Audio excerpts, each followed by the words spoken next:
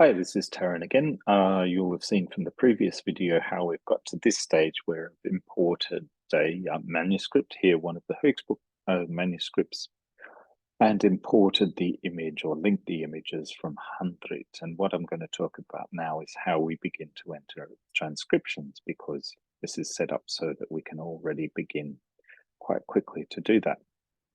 So here I'm going to choose the first legible page, so that it's a bit easier for you to see what's going on.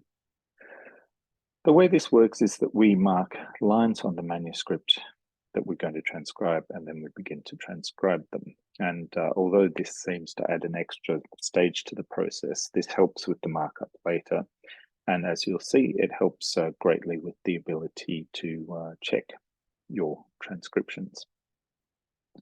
So there are two functions here: to draw a single line box on the image, or to add multiple line boxes. And this is actually a polygon that it draws. So I'm going to start with this, and I'm going to start here on line 10, Svare är sagt, because this is a fairly simple process. So you click on this and it opens a dialog here where you choose the column that you're about to mark up and the line number. Here we're starting on line 10, and you can already begin to type in transcription here.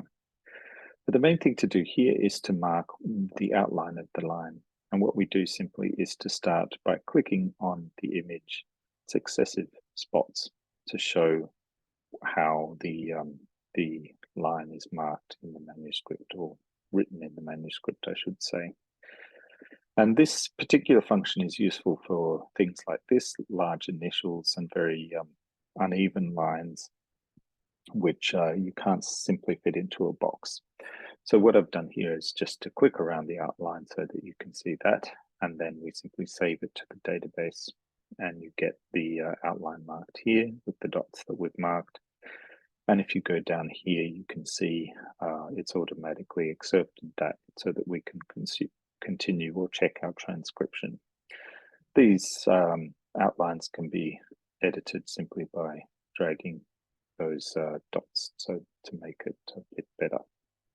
You can't at this stage add or remove more dots, but you can start the outline again by clicking this and beginning the process again. And then double clicking at the end, but I'm not going to do that because it looks fine to me. So the next thing, the other way of doing it, I should say, is to use this function, the add multiple lines, and this little number here determines how many you add at once. I'll just say 3. This is going to draw 3 lines on the text, and then we click on this icon.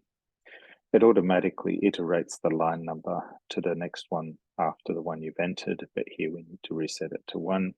And remember to put in the column if that's relevant for your manuscript.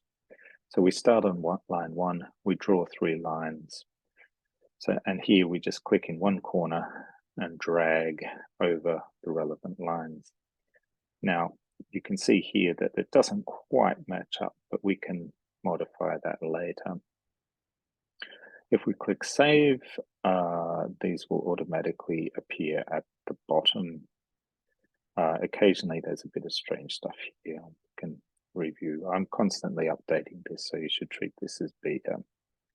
So the first outline is more or less good, but we can adjust the others very simply like this, so that the outline here matches what is written in the manuscript. Okay, so this is how you get started, and that gives us also an interactive means of seeing what's on the page, and you can continue your transcription. Now here I've put in Sval R, and then we've got sagt, and this has a long S. Now, if you notice when I'm typing here, I just typed in a normal T, but it's replaced it with this manuscript form of the T. We have a keyboard function here to help you get access to all these characters. So if you click on that, you get this little dialog, which can be dragged and dropped and hidden if necessary, which allows you to insert characters at the point where the cursor is. So here we have our S. So we can simply just select that from here. S. If you know what you're looking for, you can look for a long S, for example, and do that as a text search.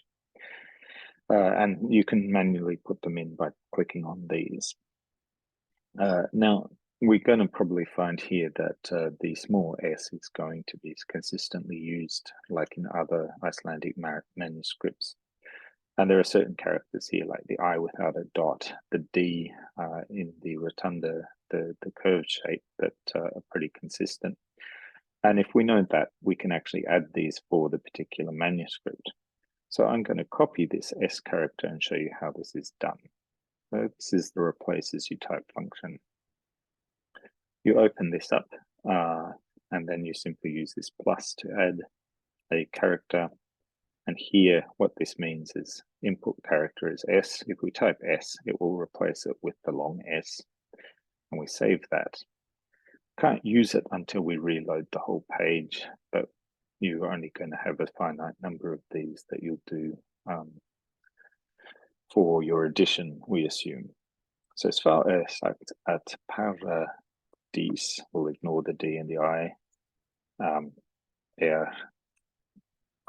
Hin, and so on. Now, the next stage, and this is kind of fundamental to the MenotaG model, is that we tokenize this text, that is split it into words and paragraph marks. And we do this by clicking on this button, and this shows us a kind of potential tokenization of this facsimile transcription. And if we're happy that this is okay, you can click that. There are various shortcuts. So if you want to, if a word is it needs to be split in two, you use a plus, where it's written as one word but needs to be tokenized as two, and then you click this again to see how that works. Or if a word is written as one word but is actually, or as two words but is actually one, you can put in an underscore to join them together so that they're treated as a single word linguistically. But here it's fairly straightforward. And to add it, you press this. Now this gives a little warning because it's going to do a lot of things here. When you click OK, you see there's a lot of little pop-ups there. And unfortunately here you have to reload manually to see what you put in.